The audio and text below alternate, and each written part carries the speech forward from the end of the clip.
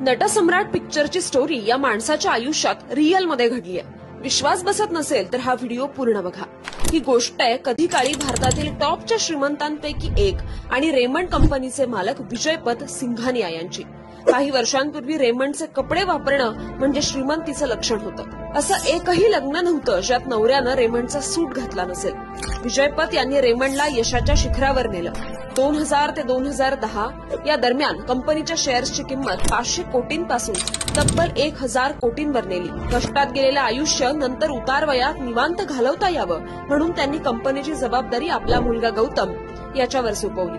सगळे शेअर्स, सगळी कागदपत्र मुलाच्या नावावर केली आणि इथेच खऱ्या पिक्चरला सुरुवात झाली.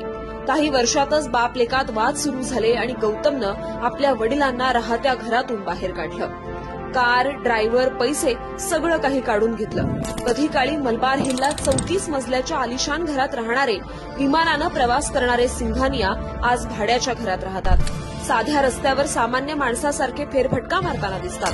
आज ते स्वतः निर्माण केलेल्या साम्राज्यासाठी कोर्टात लढतायत. ही गोष्ट फक्त विजयपत सिंघानियांची नाही तर त्या प्रत्येक बापाची आहे ज्यानं मुलासाठी सर्व काही दिलं आणि शेवटी मात्र एकटाच उरला.